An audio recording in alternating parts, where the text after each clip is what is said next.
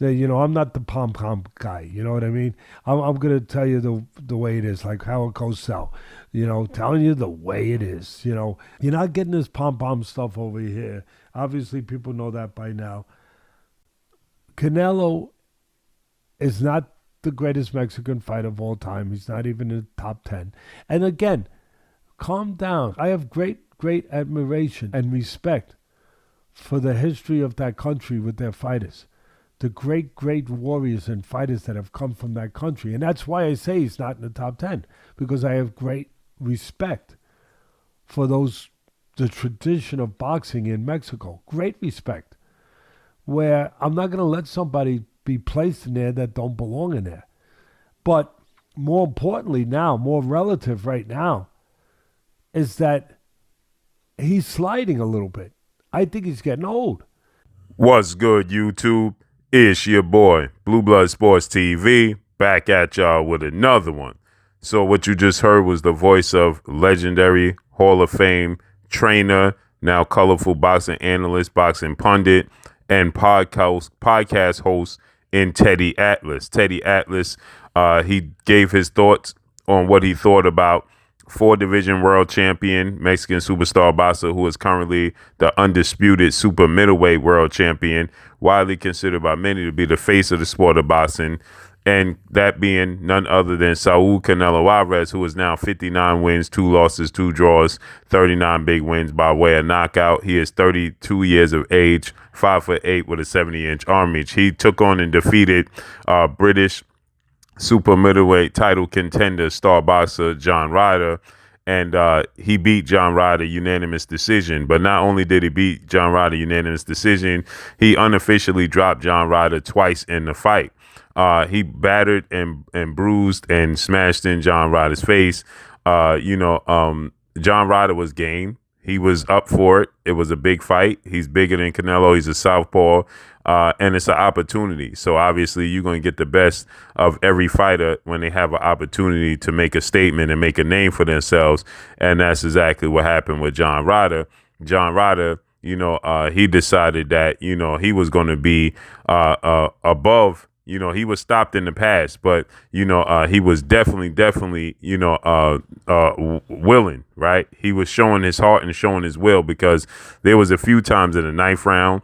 There was a time in the 5th round. I thought that, Canelo Alvarez was getting ready to stop John Ryder. And, John Ryder, he weathered the storm. But there's no doubt about it. Canelo Alvarez does not look like the old version of Canelo Alvarez. But Teddy Atlas, he takes it even further in saying that Canelo Alvarez is not top 10 Mexican fighters of all time, right? He said he's definitely not the best Mexican fighter of all time, and he's not even top 10. And he said he's not going to disrespect the Mexican fighters and fight fans, from yesteryear, the history of the Mexican fighters. So he stated that, he respects Canelo Alvarez for what he's done and what he's doing, but he's not top 10 best fighters in Mexico history. Okay, definitely not number one. Now, me personally, I have Salvador Sanchez as the greatest Mexican fighter ever. Then I have Julio Cesar Chavez Sr. as at number 2. Then my personal favorite is at number 3 is Juan Manuel Marquez at number 3. Okay. But obviously many people could have their own list, but that's my top 3 pound for pound greatest Mexican fighters of all time. Okay. Then you could throw in Eric Morales, Marco Antonio Barrera. There's plenty of Mexican fighters. That's just recent ones. Okay. That come from Mexico that are great fighters. But I personally think that Salvador Sanchez is the greatest Mexican fighter ever, okay? And I believe that Canelo Alvarez is top 10, but is he number 1? No, I don't have him number 1 best pound-for-pound Mexican fighters ever, okay? But with that said, Canelo Alvarez definitely. He has over 63 fights in his career. He's definitely not the same fighter he once was in the past, okay? His age doesn't tell a story because he's young, but he has 63 fights in his career, okay? And he's been in some rough, rugged, grueling fights in his career as well. And people state that Canelo Alvarez hasn't fought the best, but that's the furthest thing from the case, okay? There's always somebody that the fans would like to see Canelo Alvarez face, but he fought Triple G 3 times. The third time was unnecessary in my opinion. I thought the first 2 fights was tough fights. I thought the first fight it could have been a draw. It turned out to be a draw. I thought it could have been in Triple G favor and it could have been in Canelo Alvarez favor. The second fight, I thought Canelo Alvarez clearly won. And then he fought Dimitri Bivol. He lost all but maybe 2 to 3 rounds in that fight, but he fought Dimitri Bivol. Prior to that, he fought Caleb Plant, Billy Joe Saunders. Those are very, very tough fights. You know, they're not the best of fighters, but they're tough fights. They're nobody's walking apart. He fought Danny Jacobs. Then he fought, Miguel Cotto. I thought he was too big for Miguel Cotto. He fought Erislandy Lara in his prime. He fought Floyd Mayweather in his prime, Austin Trout in his prime. So these are guys that Canelo Alvarez has fought, in the past, okay? And then he just fought journeymen and tough guys, He did fight guys like Josito Lopez, Shane Mosley, Kermit Citron, Alfonso Gomez. These guys are nobody's walking apart. Shane Mosley was clearly past his prime. He did fight James Kirkland, so he has fought, tough guys. He did fight Sergey Kovalev and Caleb Smith, undefeated fighters, so he's fought tough guys. Are they the best of the best? No, but he did fight the best of the best at one point in time. He fought the best 2 guys in his division at 154, which was Austin Trout and Erislandy Lara. Then he fought, and he also fought Floyd Mayweather in that time span. So you can't take his resume away from him, whether win, lose, or draw. If you thought he won, if you thought he lost, no doubt Canelo Alvarez still fought against the best fighters there was at that point in time. Now, up and coming, everybody wants to see Canelo Alvarez continue to fight the best. So then you had Demetrius Andrade and you had the Charlo twins coming up in the division as he was leaving the division, and everybody wanted to see him fight those fighters, okay? And even when he went to super middleweight, he fought the likes of Caleb Smith, Billy Joe Saunders, and Caleb Plant, and he didn't fight the best fighter at 168, which was considered to be David Benavidez. Okay, so there's still time for him to do that. But Canelo Alvarez has had a plethora of fights in his career. At 32 years of age, it doesn't tell the whole story, okay, just how many fights and just how much grueling fights he's been in.